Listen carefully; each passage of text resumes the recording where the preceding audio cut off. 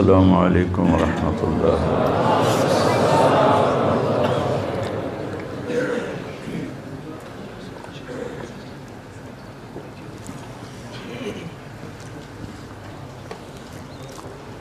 بسم اللہ الرحمن الرحیم، والصلاة والسلام علی رسولہ الکریم وعلی آلہ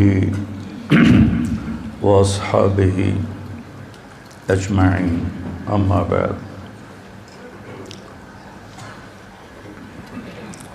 اللہ نے جتنی مخلوقات کو پیدا کیا ہے وہ تعلیم یافتہ ہیں۔ ربنا الذی اعطی کل شیء خلقہ ثم ہدی،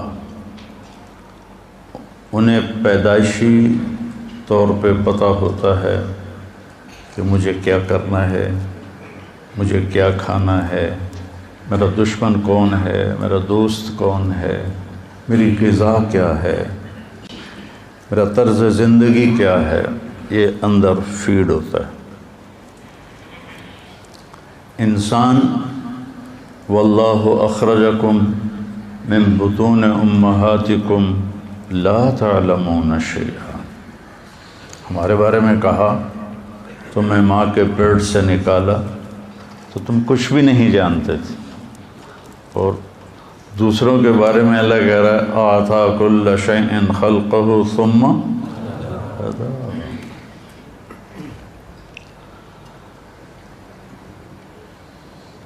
کتا دوڑتا ہوا آئے گا نا، سامنے پانی کو دیکھ کے رفتار نہیں روکے گا، دڑم چھلانگ لگائے گا کہ اس کے اندر فیڈ ہے کہ میں تیرنا جانتا ہوں۔ ہاتھی آئے گا نا پیچھے سے دوڑتا ہوا تو پانی کو دیکھ کے کھڑا ہو جائے گا، پہلے اپنا پاؤں ڈالے گا اور دیکھے گا کہ کیا میرا پاؤں زمین پہ لگتا ہے یا نہیں۔ اگر اس کا پاؤں زمین پہ لگتا ہے تو پھر وہ دوسرا پاؤں ڈالتا ہے، ورنہ پیچھے ہٹ جاتا ہے۔ اسے کہاں سے پتہ چلا کہ مجھے تیرنا نہیں آتا؟ ایسی بے شمار مثالیں کائنات میں آپ دیکھیں۔ پرواز ہے دونوں کی اسی ایک فضا میں، کرگس کا جہاں اور ہے شاہین کا جہاں اور، کہ ایک ہی فضا میں گدھ بھی اڑتا ہے اور عقاب بھی۔ عقاب تازہ گوشت کھاتا ہے اور گدھ گلا سڑا بدبودار۔ یہ تماشا میں نے عملاً فعلاً کینیا کے جنگل مسائے مارا۔ 5000 کلومیٹر لمبا جنگل ہے وہ، 5000 کلومیٹر۔ تو اس کے اندر ہم گئے، ایک رات وہاں گزاری، وہاں ہوٹل بنے ہوئے ہیں بڑے بڑے۔ صبح ہمیں وہ لے کے نکلے، اس سے پہلے کئی چکر لگے، وہ نہیں وہ جو میں نے دیکھا کہ ایک طرف عقاب بوٹی نوچ رہا تھا اتنی سی تھی، اور ایک طرف گدھ ایک ڈھانچے کے اوپر سے ماس اتار رہا تھا۔ عقاب وہاں تھا اور گدھ یہاں تھا، اتنے فاصلے پر۔ تو اس وقت مجھے اقبال یاد آئے، کرگس کا جہاں اور ہے شاہین کا جہاں اور۔ تو عقاب کیوں نہیں سڑا ہوا گوشت کھاتا، اور گدھ کیوں نہیں تازہ گوشت کھاتا؟ یہ میں آپ کو مثالیں دی ہیں۔ انسان جاہل ہے، اس سے کچھ نہیں پتا۔ میں نے اپنی آنکھوں سے کلپ دیکھا، ایک زرافہ نے بچہ دیا۔ کتنا بڑا ہوتا ہے زرافہ؟ تو جب ہم لینڈ کر رہے تھے مسائے مارا میں، جنگل کے اندر 6 ایئرپورٹ بنے ہوئے ہیں، 6 وہ کچے ہیں، اور ہر ایئرپورٹ کے ساتھ ہوٹل بنے ہوئے ہیں۔ تو ایک زرافہ سیدھا ہمارے جہاز کے سامنے کھڑا تھا، اڈی اچھی گردن ہوتی، میں کہ ویچنا ٹھوک جاوے۔ تو وہ خیر جہاز کی آواز سن کر وہ ادھر ہو گیا۔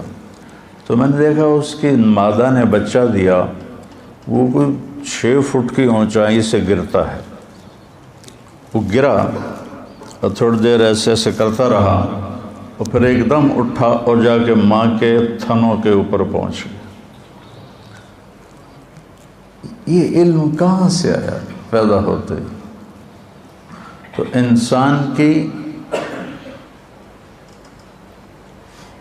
فطرت میں غلط اور صحیح دونوں ہیں، اور انسان کی موت کے بعد ایک زندگی ہے، وہاں بھی ایک خوفناک انجام ہے، ایک بہترین انجام ہے۔ یہ انسان اپنی طاقت سے نہیں سمجھ سکتا، تو اللہ نے 1,24,000 انبیاء کو بھیجا، اور سب سے آخر میں اللہ نے ہمارے نبی پاک صلی اللہ تعالی علیہ وسلم کو بھیجا۔ کوئی نبی چھوٹے خاندان میں پیدا نہیں ہوا، ہر نبی عالی شان خاندان میں پیدا ہوا۔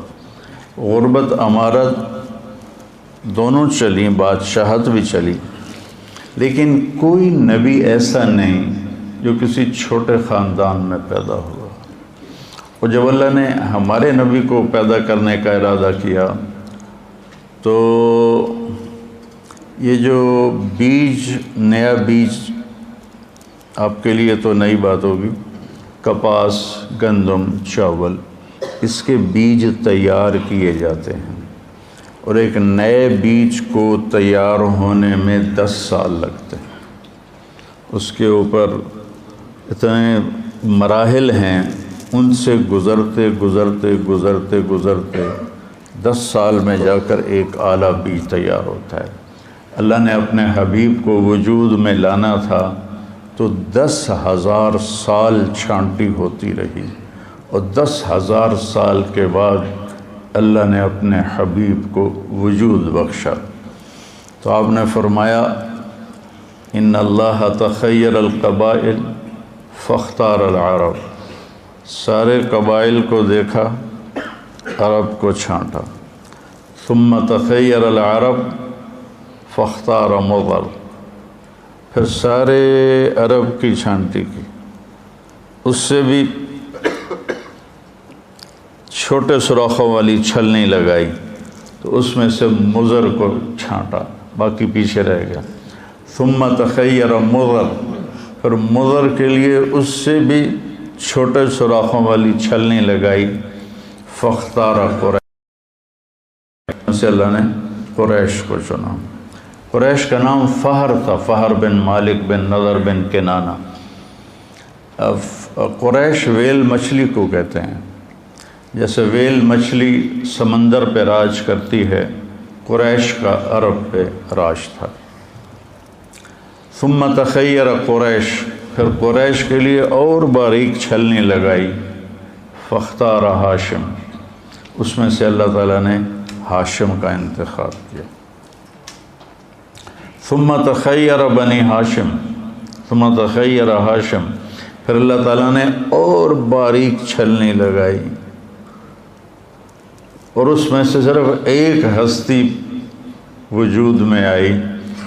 ثم تخیر بنی ہاشم فاختارنی، پھر اللہ نے بنی ہاشم کو چھانٹا تو اللہ نے مجھے پسند کیا۔ انا خیرکم ابا و نفسا، مجھ سے عالی شان نہ کسی کا نسب ہے نہ کسی کی شرافت۔ جب اللہ نے، آپ نے فرمایا جب اللہ نے قبائل بنائے تو مجھے سب سے بہترین قبیلے میں پیدا کیا، جب اللہ تعالیٰ نے خاندان بنائے تو مجھے سب سے بہترین خاندان میں پیدا کیا، جب اللہ نے آگے گھرانے بنائے تو سب سے بہترین گھر میں اللہ تعالیٰ نے مجھے پیدا فرمایا۔ تو ایک دفعہ عربوں نے بنی اسرائیل پہ حملہ کر دیا تو ان کے نبی ان کے لیے بد دعا کرنے لگے، تو اللہ نے فرمایا کہ بد دعا نہیں کر سکتے، اس میں میرا آخری نبی آنے والا ہے، ان کے لیے بد دعا کے لیے ہاتھ مت اٹھاؤ۔ تو اللہ تعالیٰ نے آپ کو خاندان کے لحاظ سے سب سے عالی نسب، حضرت معاویہ رضی اللہ عنہ سے کسی نے پوچھا کہ آپ لوگ زیادہ بہتر تھے یا بنو ہاشم؟ تو انہوں نے فرمایا کننا شرفا و ہاشم اشرف. سمجھ گیا نا؟ کننا اشراف و ہاشم اشرف. ہم شریف تھے اور وہ شریفوں کا سردار تھا. کننا اشراف و عبد المطلب اشرف. سمجھ گئے؟ ہم شرفاء تھے اور عبد المطلب شرافت کا بھی سردار تھا. کننا اشراف و ابو طالب اشرف. ہم شرفاء تھے، ابو طالب شرافت کے انتہا پر تھے. ثم جاء محمد فلم یترک لأحد شرفا. پھر اللہ کے نبی آئے تو پھر کسی کے لیے کچھ نہ بچا. ایک بنو امیہ کا حامی مدینے میں اور ایک بنو ہاشم کا حامی آپس میں بحث کر رہے. جیسے وہ کہہ رہا تھا بنو امیہ زیادہ بہتر ہیں، دوسرا کہہ رہا تھا کہ بنو ہاشم زیادہ بہتر ہیں. کہ چلو ٹیسٹ کرتے ہیں، تم جاؤ بنو امیہ کے پاس تو پیسے مانگو، میں جاتا ہوں بنو ہاشم کے پاس، میں بھی پیسے مانگتا ہوں، پتہ چل جائے گا کون بڑا سخاں. یہ ٹیسٹ ہو رہا تھا کہ زیادہ سخی کون ہے، زیادہ سخی کون ہے. تو بنو امیہ کا جو حامی تھا وہ 10 سرداروں کے پاس گیا کہ مجھے پیسے چاہیے. تو 10 ہزار سب نے دیا تو 1 لاکھ ہو گیا. تو جو بنو ہاشم کا قائل تھا وہ گیا عبداللہ بن جعفر کے پاس اور حسن بن علی رضی اللہ تعالیٰ عنہما کے پاس اور عبید اللہ بن عباس کے پاس. حضرت عبداللہ بن عباس کے چھوٹے بھائی. کہا جی میں ضرورت ہے، مجھے کچھ چاہیے. تو انہوں نے پہلے نے 1 لاکھ دیا، دوسرے نے 1 لاکھ دیا، تیسرے نے 1 لاکھ دیا. وہ 10 سے 1 لاکھ لے کر آیا، یہ 3 سے 3 لاکھ لے کر آیا. تو بنو امیہ والا کہنے لگا ٹھیک ہے میں ہار مان گیا، بنو ہاشم سب سے اعلیٰ ہیں، سب سے زیادہ سخی ہیں، چلو واپس کریں پیسے. تو بنو امیہ والا گیا ان سرداروں کے پاس کہ جی وہ ہم تو ایسے ہی ٹیسٹ کر رہے تھے، ہم کوئی ضرورت نہیں ہے تو آپ یہ لے لیں. ہم نے کہا ٹھیک ہے دے دو. تو 10 کے 10 نے وہ پیسے واپس لے لیے. لیکن جب وہ گیا ان روشن چراغوں کے پاس تو انہوں نے فرمایا کہ اہل بیت کے گھر سے جب کوئی چیز نکل جاتی ہے واپس نہیں آتی، جاؤ تمہیں ہدیہ. تو اس طرح اللہ تعالیٰ نے لقد جاءکم رسول من انفسکم عزیز علیہ ما عنتم حریص علیکم بالمؤمنین رؤوف الرحیم. اور اس کو یوں ہی پڑھتے ہیں. ادھر افریقہ میں گیا، وہ کون سا ملک تھا، موریتانیہ. لقد جاءکم رسول من انفسکم، انفسکم نفیس، انفسکم منکم تمہارے درمیان. تو اللہ تعالیٰ نے 10,000 سال چھلنیاں لگاتے 22 اپریل 571 عیسوی اور 12 ربیع الاول اور اصحاب فیل والا سال اور ہمارے ہندوستان کا کیلنڈر 1 جیٹھ 628 بکرمی پیر کی صبح 4:20 پر اللہ نے آپ کو دنیا میں بھیجا. تو 4:20 میں کیوں کہتا ہوں کہ میں نے مکہ میں 22 اپریل کی صبح صادق دیکھی. اب تو کیلنڈر چھپے ہوئے نا، تو اس میں 4:20 تھا. تو علامہ سلیمان منصور پوری رحمہ اللہ تعالیٰ نے جو رحمۃ للعالمین لکھی ہے، انہوں نے بھی 4:20 اس میں لکھا ہے، میں نے وہیں پڑھا، بہت پرانی بات ہے، پھر میں نے اس کی تصدیق کی کیلنڈر سے، تو وہ آپس میں مل گیا۔ تو جب آپ پیدا ہوئے تو نوشیروان نے ایک محل بنایا تھا،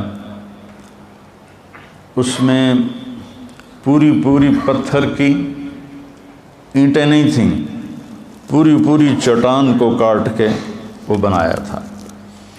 تو اس کے 14 بڑے کنگرے برج دھڑم سے ٹوٹ کے نیچے گرے، اور 1000 سال سے کسرا کے دربار میں آگ جل رہی تھی، 24 گھنٹے جلتی تھی، اود کی لکڑی سے آگ جلائی جاتی تھی، وہ ایک دم بجھ گئی، اور دریا اور بحیرہ ساوا اس کا پانی ایک دم خشک ہو گیا۔ تو نوشیروان ڈر گیا کہ یہ کیسے گر سکتے ہیں، تو اس نے کہا کسی کو بلاؤ جو آسمانی کتابوں کا عالم ہو۔ تو ہیرا عراق کا شہر ایران کے قبضے میں تھا، وہاں عبد المسیح ایک بڑا عیسائی تھا۔ جب ہیرا کا محاصرہ ہوا، وہ باتوں سے باتیں جڑ جاتی ہیں، تو حضرت خالد بن ولید امیر تھے، تو عبد المسیح آیا کہ ہم لڑتے نہیں، ہم سے صلح کر لو، اگر صلح نہیں کرو گے نا تو یہ زہر ہے، سم ساعتن، 1 منٹ میں آدمی کی جان لے لیتا ہے۔ خالد بن ولید نے پوچھا یہ کیا ہے؟ کہ یہ سم ساعتن، کہ 1 ساعت سے مراد یہاں گھنٹہ نہیں، ایک گھڑی، کہ 1 گھڑی میں یہ انسان کی جان لے لیتا ہے۔ تو خالد بن ولید نے کہا دکھاؤ، اسے دکھایا، تو انہوں نے اس کا ڈھکن کھولا، بسم اللہ الذی لا یضر مع اسمہ شیء فی الارض ولا فی السماء وهو السمیع العلیم۔ صحابہ بھاگے روکنے کے لیے، لیکن ان کے پہنچنے سے پہلے وہ سارا پی گئے، اور ان کو تھوڑا سا پسینہ آیا اور ٹھیک ٹھاک۔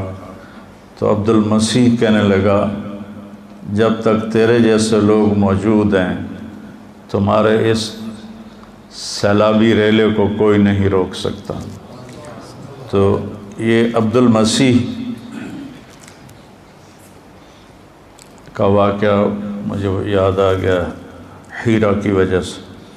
ہیرا سے اس کو بلایا، اس نے کہا جی میں تو اتنا نہیں جانتا، میرا ماموں ہے شام میں رہتا ہے، اس کا نام ہے سطیح، تو میں اس کے پاس جاتا ہوں۔ تو اس کو بھیجا، تو وہ سکرات میں تھا، موت کے علامات ظاہر تھیں، تو اس کو ہلایا کہ یا خال یا سطیح، مامو جی میں عبد المسیح ہوں۔ جھنجھوڑ کے جب انہوں نے اس کو دیکھا تو کہنے لگے بعث کا ملک و بنی ساساں لارتجاس الایوان و خمود النیران و غموز بحیرۃ ساوا۔ مجھے پتہ ہے تمہیں ایران کے بادشاہ نے بھیجا ہے کہ 14 برج گر گئے، جلتی آگ بجھ گئی، بحیرہ ساوا خشک ہو گیا۔ تو کہا اخبر وَإِذَا ظَهَرَ صَاحِبُ الْحَرَاوَةِ وَكَثْرَتِ التِّلَاوَةِ وَفَاضَتْ وَادِ السَّمَاوَةِ وَغَادَتْ بُحَيْرَةُ سَاوَةِ فَلَيْسَ الشَّامُ لِسَطِيحٍ شَامًا وَلَيْسَ الْعِرَاقُ لِعَبْدِ الْمَسِيحِ مَقَامًا۔ کہا دیکھو جب عصا والا شخص ظاہر ہوگا اور اس کی کتاب کی تلاوت کثرت سے ہوگی اور بحیرہ ساوا خشک ہو جائے گا، وادی سماوا پانی سے بھر جائے گی، تو پھر شام میرا شام نہیں اسی کا ہوگا، اور عراق تیرا عراق نہیں، وہ بھی اسی کا ہوگا۔ پیدائش پر یہ، اور جتنے بت جہاں تھے پوری دنیا میں دھڑم سے گرے اور منہ کے بل زمین پر، منہ کے بل زمین پر سارے کے سارے۔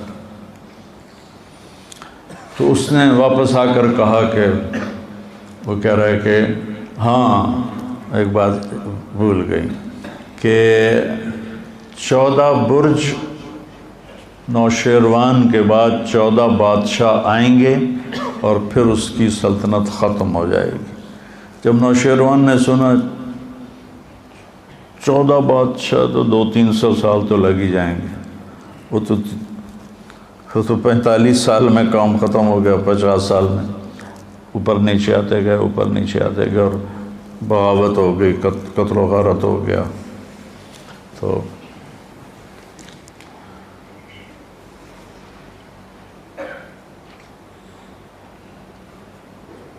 جب آپ پیدا ہوئے تو بچے کے ساتھ گندگی ماں کے پیٹ سے نکلتی ہے، ایک قطرہ گندگی کا باہر نہیں نکلا۔ بچے کے جسم پر گندگی ہوتی ہے، یہ ایک ذرہ گندگی کا نہیں تھا، جیسے کسی نے غسل دیا ہو اور غسل کر کے باہر بھیجا ہو۔ ہم ختنہ باہر بچے کا جب پیدا ہوتا ہے کرواتے ہیں، آپ ختنے سمیت ماں کے پیٹ سے باہر آئے، پھر آپ کی بچے کی یہ ناف ماں کی آنت سے جڑی ہوتی، اس کو باہر آ کر کاٹتے ہیں۔ ولدہ مختونا مقطوع السرہ، آپ کی ناف ماں کی آنت سے پیٹ سے ہی جدا تھی، اور آپ کا ختنہ ماں کے پیٹ سے ہوا تھا، اور پورے کمرے میں خوشبو پھیل گئی۔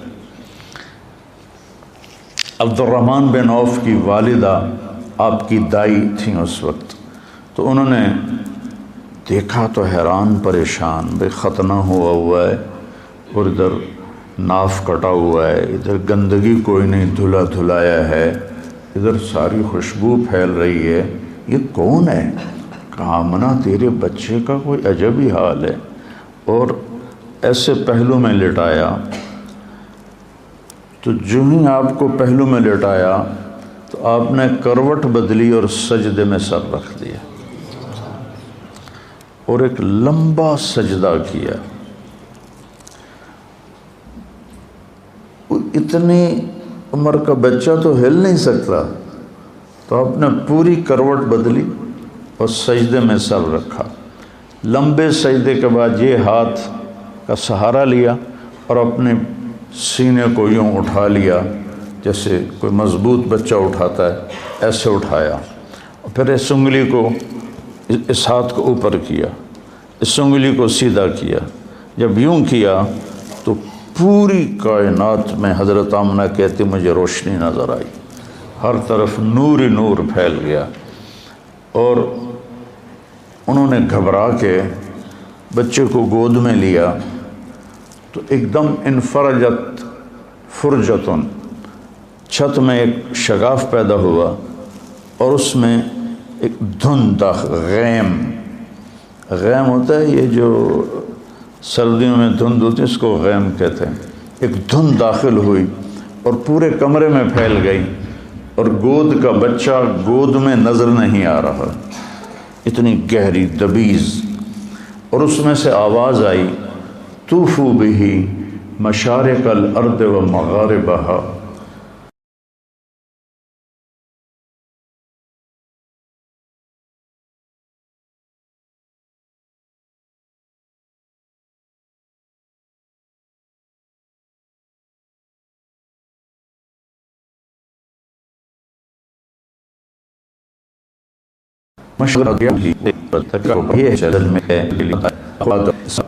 اور شیش کی معرفت دو، وشجاعت نوح، اور نوح علیہ السلام کی شجاعت دو، وخلت ابراہیم، ابراہیم علیہ السلام کی دوستی دو، واستسلام اسماعیل، اسماعیل علیہ السلام کی قربانی دو، وفصاحت صالح، صالح علیہ السلام کی فصاحت دو، وحکمت لوط، اور لوط علیہ السلام کی حکمت دو، وحب دانیال، اور دانیال علیہ السلام کی محبت دو، وہ شدت موسیٰ، اور موسیٰ علیہ السلام والی شدت دو، و جہاد یوشع، یوشع علیہ السلام والا جہاد دو، و طاعت یونس، یونس علیہ السلام کی اطاعت دو، و لحن داود، اور داؤد علیہ السلام کی مٹھاس دو، میٹھا وہ آپ کی جو لحن تھا لحن داودی وہ دو،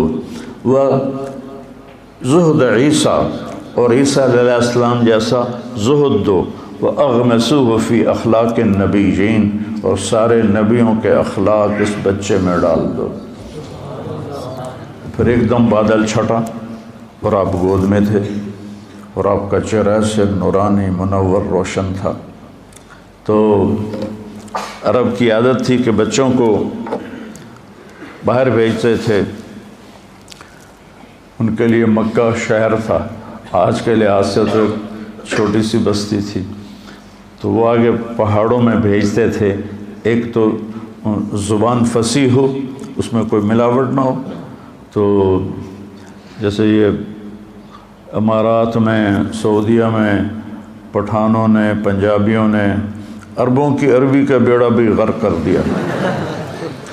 یہ سارے امارات میں کیف حالک، چیف حالک، چیف،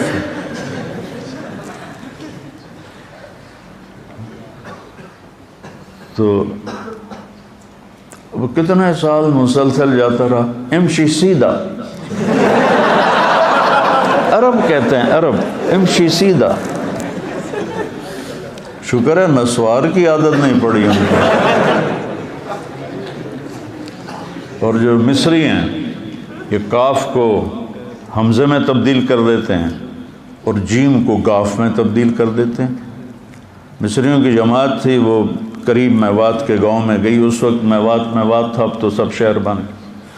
تو وہ بیان میں مصر کا بیان تھا، وہ جنت کو بولے تو کہے الگنہ، الگنہ یرزقنا الگنہ، جو بھی اس کا مضمون تھا جنت کو کئی دفعہ دہرایا۔ تو سامنے دیہاتی بیٹھے تھے، اگلے دن صبح ایک میواتی گنے کی پنڈ اٹھا کے لایا اور کہنے لگا جی یہ رات کو شیخ کہہ رہے تھے گنا چاہیے، گنا چاہیے، تو میں یہ لے کر آیا ہوں۔ تو یہ تمہارے شیخ کے ملک والے نمشو، نمشو کو کہتے ہیں، نمشو، دیالو، دیالو، پتہ نہیں دیالو کا کیا مطلب ہے۔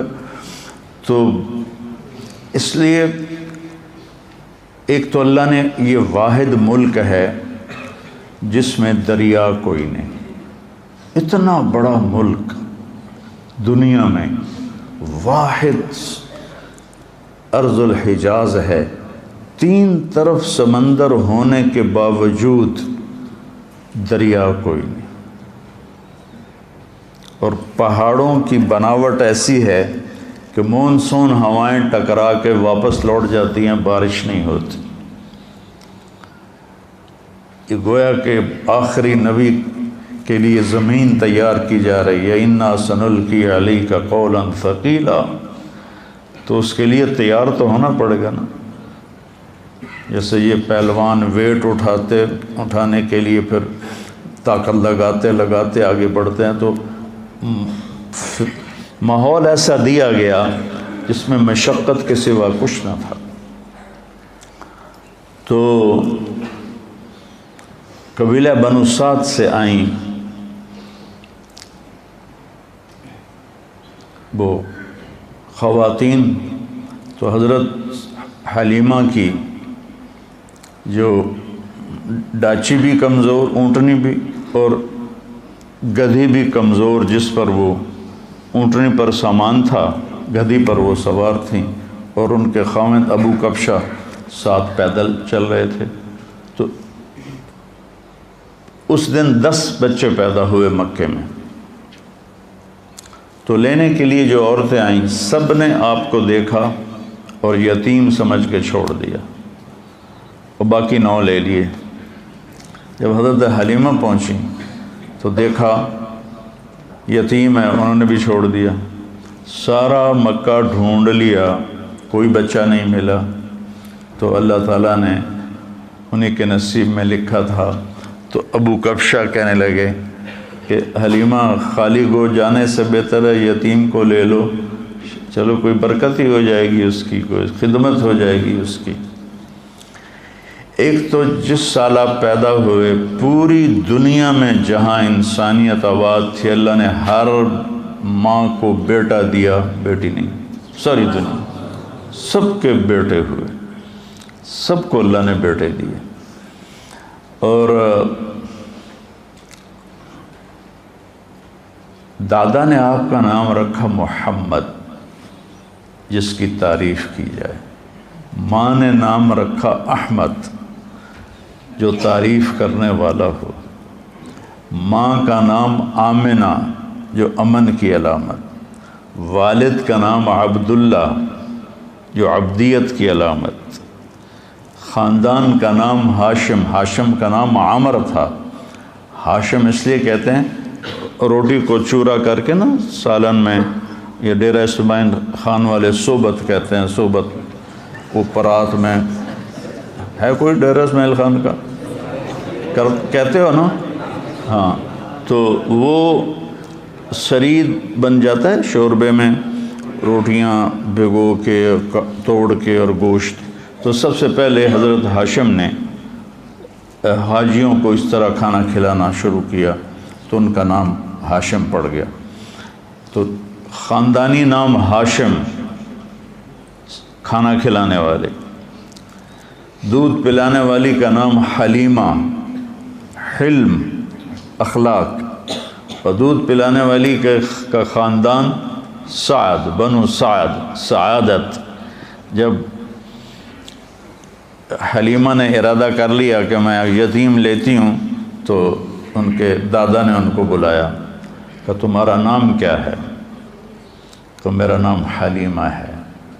کہا جاء الحلم، فالی، حلم آ گیا۔ تمہارا قبیلہ کون سا ہے؟ تو انہوں نے کہا جی بنو سعد۔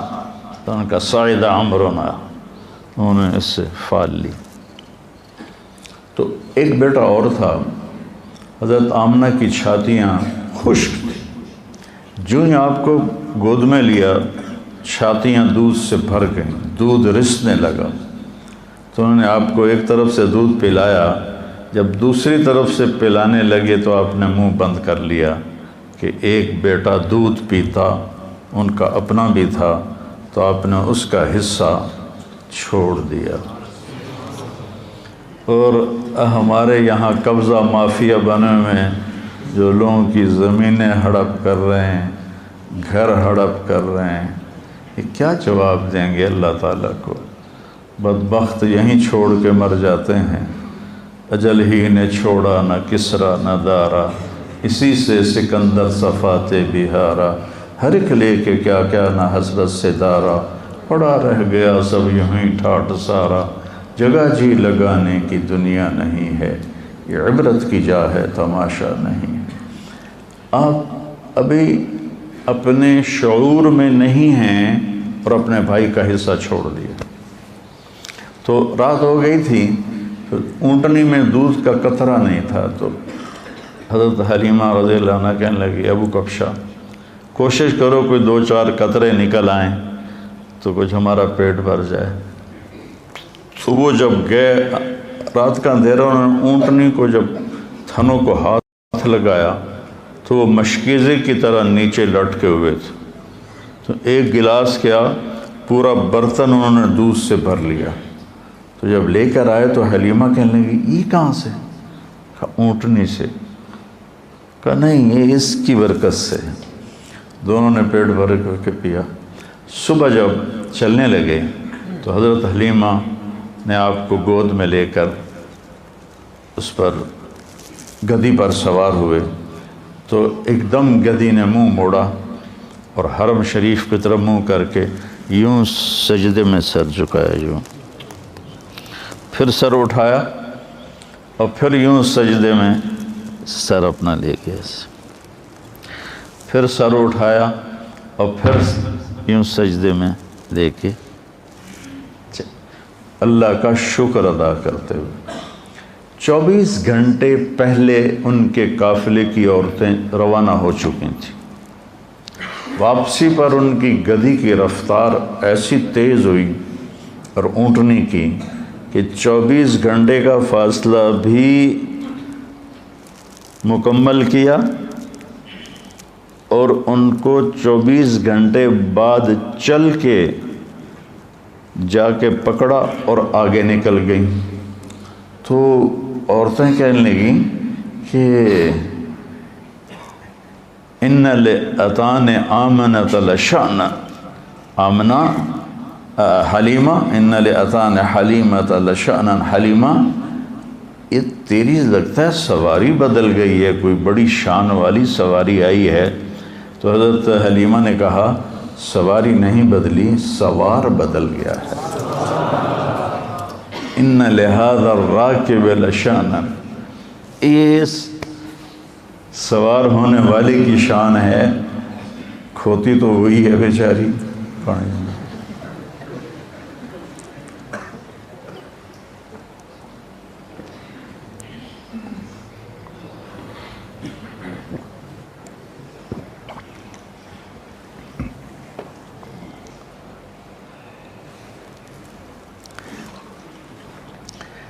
لقد جاءکم رسول من انفسکم،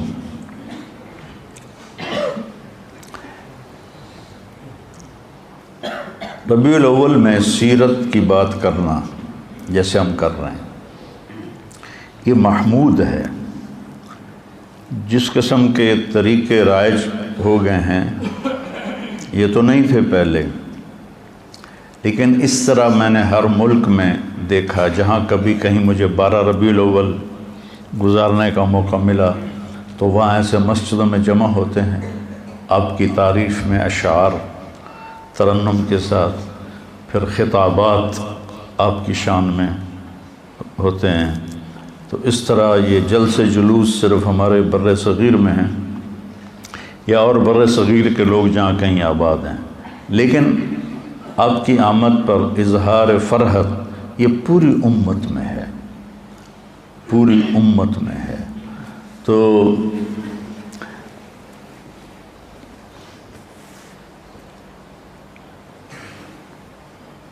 12 بجے تک مجھے بات کرنی ہے، میں کیا کر چونکہ میرا سر ساتھ پھر دینا چھوڑ دے گا، تو میں یہ ان صرف 2 لفظوں کا آپ کو بتانا چاہتا ہوں۔ من انفسکم،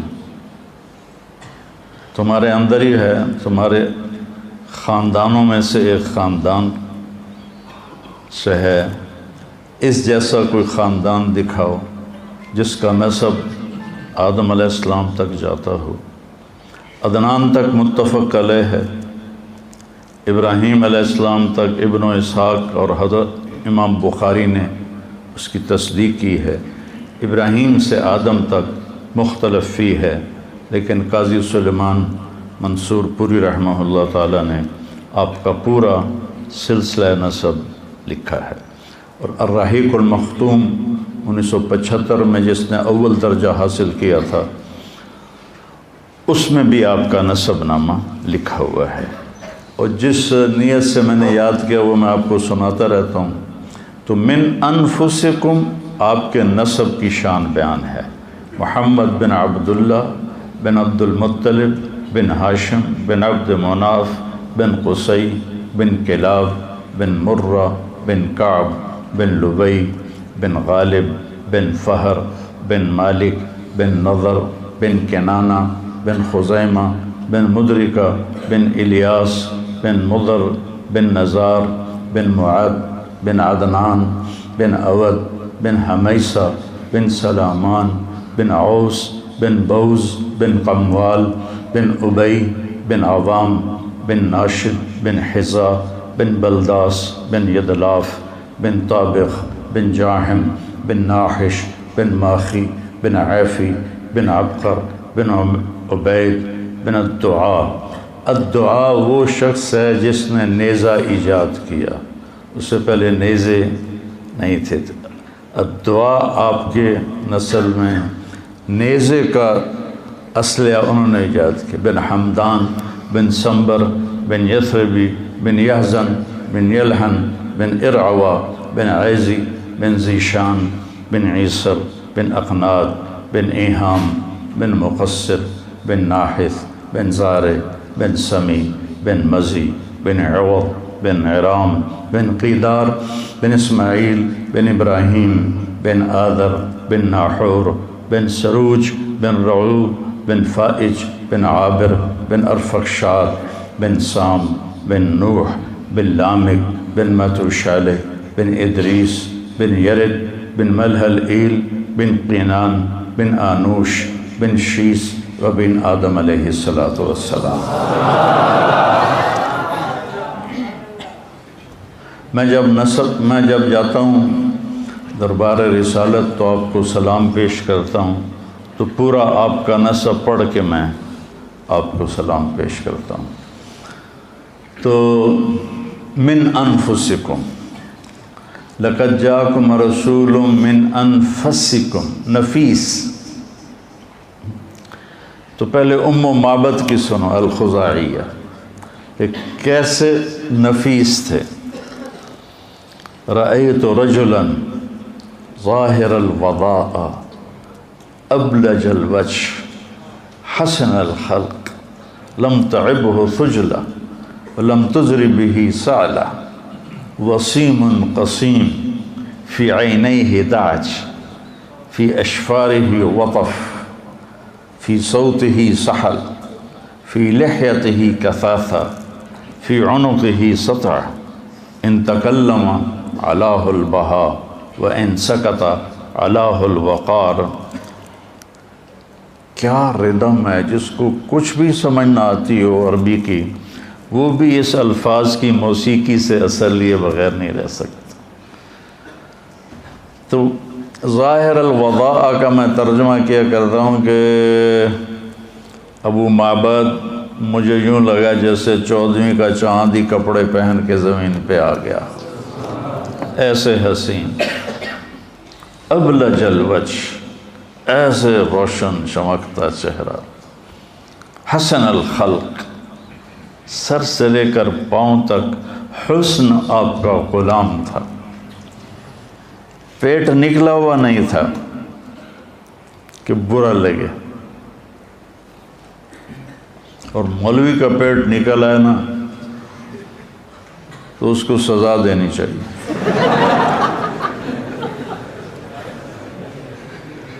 یہ دین مجاہدے والا دین ہے۔ پیٹ نکل آئے گا تو کتنے کام ہیں جو تم کر ہی نہیں سکو گے۔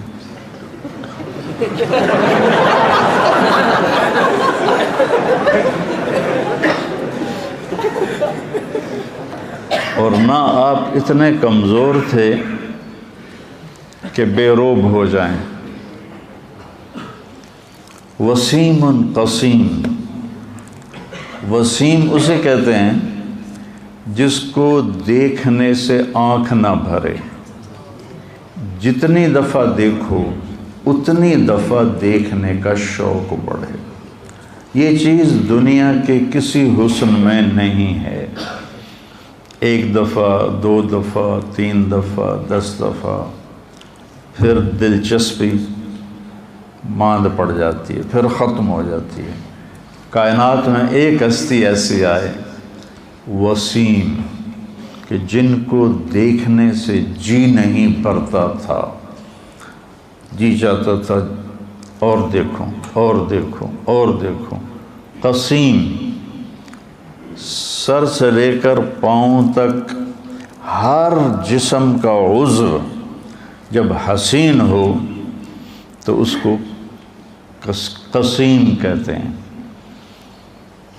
کسی کی آنکھیں موٹی ہوتی ہیں لیکن چہرہ پتلا ہوتا ہے تو ہم کہتے ہیں یار اس کی آنکھیں بڑی خوبصورت ہیں، تو لفظ بتاتا ہے کہ باقی وہ حسن نہیں جو آنکھوں میں ہے۔ بس فلاں کے بال بڑے خوبصورت ہیں، لیکن میرے نبی کے سر کے بال سے لے کر پاؤں کے ناخن تک، ادھر سے ادھر، یہاں سے یہاں، یہاں سے یہاں، آگے سے یہاں تک، پیچھے سے یہاں تک پورا وجود حسن میں پرویا ہوا تھا. قسیم فی عینیہ داج. اور ابو ہند بن ابی حالہ کہتے ہیں ادعج، آنکھیں سیاہ، پتلی سفید، پتلی سیاہ اور آنکھوں کی سفیدی. ادعج اکحل، سرما لگا ہوا بغیر سرما لگائے ہوئے. اشکل، سرخ لکیریں ڈوریں آنکھوں میں. اہدب، یہ پلکیں بڑی لمبی اور دراز. یہ عورتیں نا مصنوعی پلکیں لگاتی ہیں، کہیں جانا ہو کسی فنکشن پہ تو وہ موٹی موٹی نظر آتی ہیں، پتہ لگ جاتا ہے مصنوعی ہیں. تو میرے نبی کی پلکیں خود ہی لمبی تھیں جو آنکھوں کو اور حسین بنا دیتی ہیں، چہرے کو اور حسین بنا دیتی ہیں. ابرق، انجل، اکحل، احور، اہدب، اشکل، ادعج، یہ سارے میرے نبی کی آنکھوں کی صفات ہیں، جس کا مطلب ہے کہ کائنات میں ایسی آنکھ کسی کی نہیں بنی. آپ کی آنکھوں میں آنکھیں ڈال کے کوئی بات نہیں کر سکتا تھا. جب آپ آنکھ اٹھا کر دیکھتے تھے باقی سارے ایسے ہو جاتے تھے. ایسی چمک تھی آپ کی آنکھوں میں، کوئی آپ کی آنکھوں میں آنکھیں ڈال کے دیکھ نہیں سکتا سوائے دو آدمیوں کے، ایک ابو بکر اور ایک عمر رضی اللہ عنہما. ان کے سوا باقی کوئی بھی آپ کے جب آپ آنکھ اٹھاتے تو باقی یوں ہو جاتے تھے. فی صوت ہی سہل، آواز میں ایک روح اور ایک کشش اور ایک موسیقی.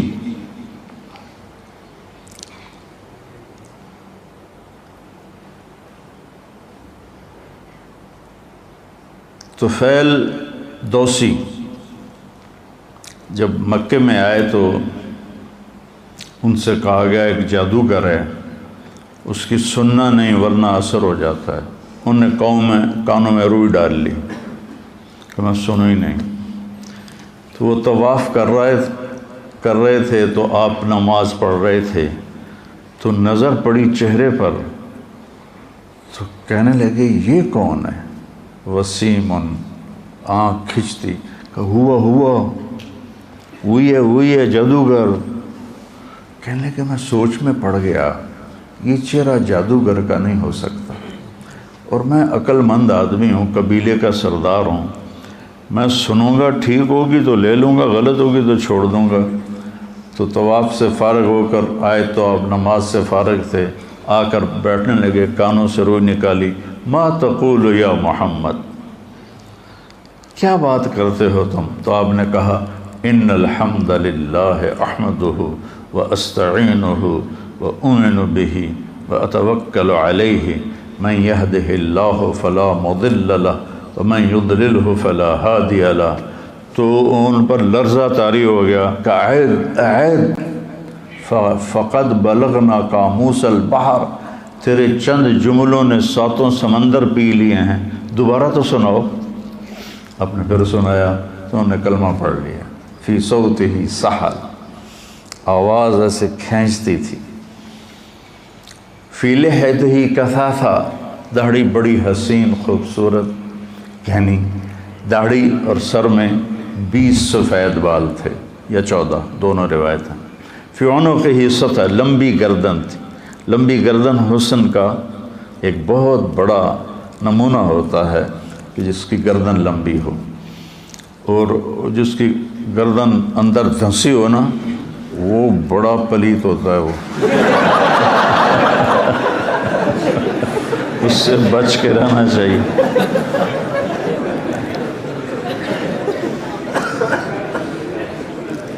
تو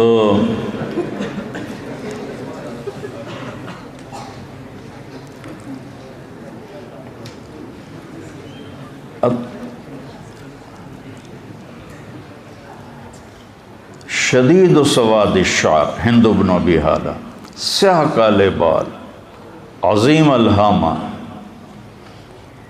خوبصورت سر بڑا، واسع الجبین، پیشانی کھلی کشادہ، ازج الحواجب، پلکیں کمان کی طرح ایسے گول، اقن العرنین، ناک بڑا خوبصورت، تھوڑا سا یہاں سے اٹھا ہوا، سہل الخدین، گال بڑے پیارے، نہ پچکے ہوئے نہ ابھرے ہوئے، یوں ہوں تو وہ خوبصورتی ہوتی ہے، ضلیع الفم،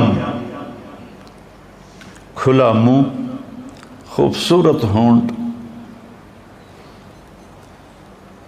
مفلج الاسنان، یہ 4 دانتوں میں خلا، اشنب، دانت ایسے گولائی میں تھے سارے، ایسے کسی کے آگے ہوتے ہیں، پیچھے ہوتے ہیں، اوپر ہوتے ہیں، نیچے ہوتے ہیں، ایسے گولائی میں آپ کے دانت تھے، کث اللحیہ، داڑھی گھنی تھی، اور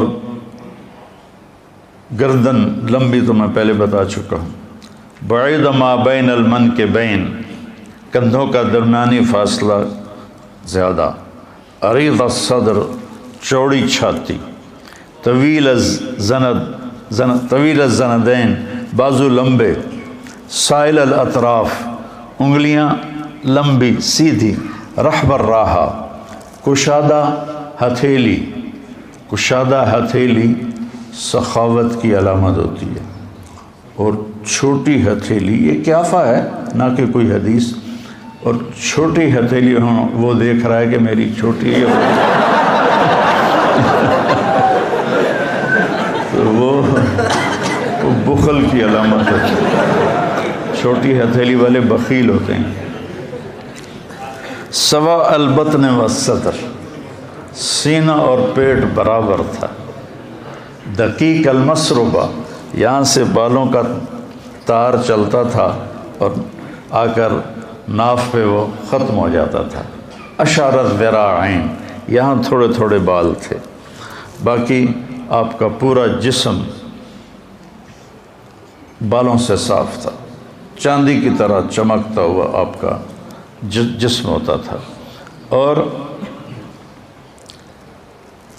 مسیح القدمین، پاؤں پہ لگتا تھا جیسے تیل لگا ہوا ہو، خمسان الاخمسین، یہ جگہ زیادہ گہری تھی جو تیز چلنے میں مدد دیتی ہے، دوڑنے میں مدد دیتی ہے،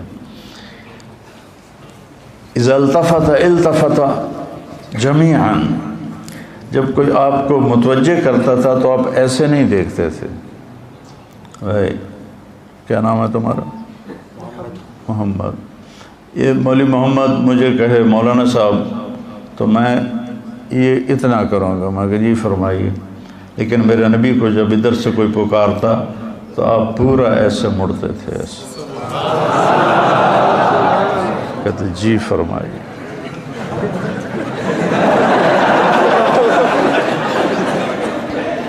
ادھر سے کوئی پکارتا تھا تو آپ دیکھو اپنے نبی کی مشقت، آپ پورا اس کی طرف ایسے مڑتے تھے اور پھر کہتے تھے جی فرمائیے، اور آپ قدم چھوٹے اٹھاتے تھے، لمبے لمبے قدم اٹھانے سے چال بے روب ہو جاتی ہے، چھوٹے قدم اٹھاتے تھے اور ان میں تیزی ہوتی تھی، آپ چلتے تھے صحابہ پیچھے دوڑتے تھے، آپ کی چال میں اتنی تیزی تھی، تو من انفسکم، کون بیان کر سکتا ہے نبی کی صفات کو، جیسے اللہ ناقابل بیان ہستی ہے، میرا نبی بھی ناقابل بیان ہستی ہے، کون آپ کی صفات کو بیان کر سکتا ہے کہ اللہ نے اپنی پسند کا بنایا، وہ ہے نا وَأَحْسَنَ مِنْكَ لَمْ تَرَ قَطُّ عَيْنِي وَأَجْمَلَ مِنْكَ لَمْ تَلِدِ النِّسَاءُ، حسن کہتے ہیں جسمانی خوبصورتی کو، اور جمال کہتے ہیں خاندانی شرافت کو، ہم دونوں کو مطلب خوبصورت لیتے ہیں، تو آپ دیکھیں چناؤ وَأَحْسَنَ مِنْكَ لَمْ تَرَ قَطُّ عَيْنِي، یہ چونکہ آنکھ سے نظر آتا ہے، ٹھیک ہے نا، تو یہاں آنکھ کا لفظ آیا۔ وَأَجْمَلَ مِنْكَ لَمْ تَلِدِ النِّسَاءُ، اور جمال کا تعلق نسب سے ہے تو وہاں کسی ماں نے تیرے جیسا جنا نہیں۔ خلقت مبرئا من کل عیب، آپ ہر عیب سے پاک پیدا ہوئے۔ کأنک قد خلقت کما تشاء، آپ جیسے آپ نے اپنے آپ کو چاہا ویسے اللہ نے آپ کو بنا لیا۔ سبحان اللہ۔ تو اپنے نبی کی سیرت پڑھو۔ ہاں، آپ کی دنیا سے جاتے ہوئے 2 الفاظ تھے، اور پیغام بھی جو آ جائے، یہ تو تھوڑی سی آپ کی جھلک تھی جو میں آپ کے سامنے میں نے پیش کر دی۔ آپ نے دنیا سے جاتے ہوئے 2 لفظ بولے تھے، الصلاۃ وما ملکت ایمانکم، میری امت ایک نماز نہ چھوڑنا، اور ایک غریبوں پہ ظلم نہ کرنا، اپنے نوکروں پہ۔ حقوق اللہ، حقوق العباد، پورا دین 2 لفظوں میں بیان کر دیا۔ حقوق اللہ نماز، حقوق العباد کسی پہ ظلم نہ کرنا، تو پورے دین کو 2 جملوں میں بیان کر دیا۔ تو ایک نماز اپنے خوبصورت بناؤ، نماز کو نا بنا سنوار کے پڑھو، تو آہستہ آہستہ آہستہ آہستہ آہستہ اللہ تعالیٰ آپ کو نماز کی مٹھاس نصیب فرما دے گا۔ اس میں اللہ نے مٹھاس رکھی ہے، لذت رکھی ہے، حوائج ضروریات کا پورا ہونا اس میں اللہ تعالیٰ نے رکھا ہے۔ قم فصل فإن فی الصلاۃ شفاء۔ ابو ہریرہ، آپ نے فارسی کا ایک جملہ بولا ہوا ہے، ابو ہریرہ درد در شکم، پیٹ میں درد ہے؟ ان کا جی ہاں، کا قم فصل فإن فی الصلاۃ شفاء۔ ہمارے بہت سے زیادہ جن کو بخار چڑھ جاتا ہے تو وہ انگریزی کا لفظ بھی نہیں بولتے کہ یہ کافروں کی زبان ہے، ہم نے نہیں بولنی۔ موبائل انہی کا ہاتھ میں ہوتا ہے لیکن زبان ان کی نہیں بولنی۔ ایسی احمقانہ حرکتیں ہیں۔ میرے نبی اس وقت فارسی سب سے بڑے طاقتور تھے، تو آپ ان کی زبان ہے، درد در شکم، قم فصل فإن فی الصلاۃ شفاء۔ تو بیٹا ایک ایک آپ نماز پڑھتے ہو، آپ نماز کو بنا کے پڑھو تو آپ کو اللہ اس کی حلاوت نصیب فرمائے۔ اور دوسرا میرے نبی نے فرمایا، کسی پہ ظلم نہ کرو، کسی پہ زیادتی نہ کرو۔ 2 گناہ ایسے ہیں جن کی سزا دنیا میں شروع ہو جاتی ہے، ایک ظلم اور ایک ماں باپ کی نافرمانی۔ اس پر دنیا میں ہی پکڑ شروع ہو جاتی، آخرت کی آگے پکڑ ہے۔ دوسرا، سیرت کو پڑھو، سیرت سے جی لگاؤ۔ میں نے جتنا آپ کو بیان کیا ہے، میں کوئی پڑھ کے نہیں ہوں، جو پڑھا تو جاتا نہیں، لیکن جب میں نے پڑھا تھا تو دل دے کے پڑھا تھا، تو مجھے پتہ بھی نہیں ہوتا اور کہاں کہاں سے چیزیں جڑ کے سامنے آ جاتی ہیں۔ سیرت کو پڑھو، آپ کو زندگی گزارنے کا پتہ چلے کہ زندگی گزارنی کیسے ہے۔ اور عبادات میں نماز پر کوشش کیا کرو کہ نماز خوبصورت بناؤ، نماز اچھی بناؤ۔ رائمنڈ میں بڑی شدت تھی،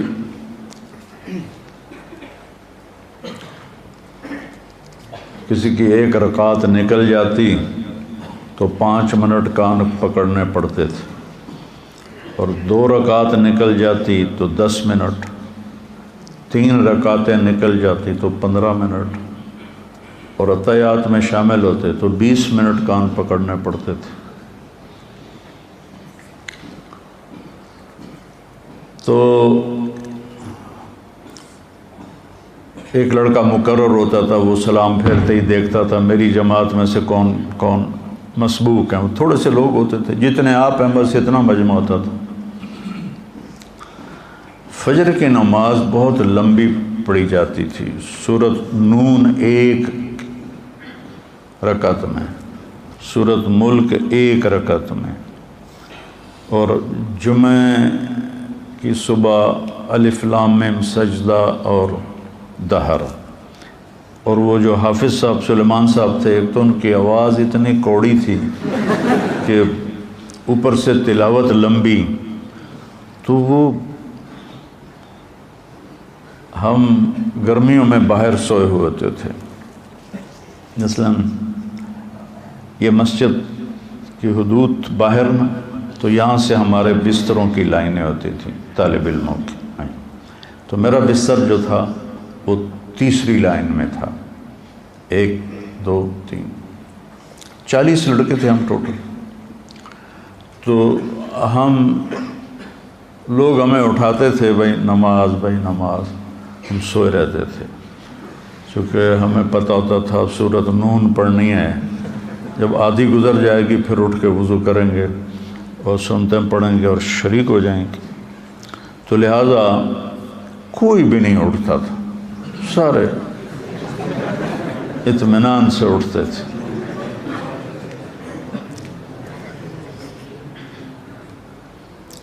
تو ایک دن ایسا ہوا کہ ہم حسب معمول سوئے ہوئے حافظ سلیمان کی سورت رحمۃ اللہ علیہ کی سورت فاتحہ سن رہے تھے، الضالین ایسے ان کی آواز، ایک دم آواز آئی الم نشرح لک صدرک۔ اب جو لگے کرنٹ، اور سارے اٹھ کے بھاگے، اور اس دن پتہ چلا ترتیب واجب نہیں ہے، جڑی شے پہلے کرنی کر لو۔ تو جلدی میں نے پورے بازو ایسے اندر حوض میں ڈالے، منہ پہ چھٹا مارا، پھر دونوں پاؤں ڈالے، اور میں رکوع میں شریک ہو گیا۔ تو کوئی 8-10 لڑکے جو پھرتیلے تھے وہ کامیاب ہوئے، باقی سارے مسبوق ہو گئے۔ تو سب کی پیشی ہو گئی، تو مولانا ظاہر شاہ صاحب ہنس پڑے، کہنے لگے بزرگا ان کا تھا تکیہ، بزرگا یہ سمجھ رہے تھے کہ حافظ سلیمان سورۃ نون پڑھے گا، یہ آرام سے اٹھیں گے، پھر شریک ہو جائیں گے۔ آج ان کے ساتھ دھوکہ ہو گیا، اس نے الم نشرح پڑھ دی، چلو آج سب کو معاف کر دو۔ تو اس دن سب کی معافی ہو گئی۔ تو ایسے زبردستی سے نماز نہیں بنتی، اپنے ذوق سے نماز بناؤ، اور سیرت کو پڑھو اور قرآن کو پڑھو، تو انشاءاللہ آپ کی زندگی میں ایک بہار آئے گی۔ ٹھیک ہے، السلام علیکم۔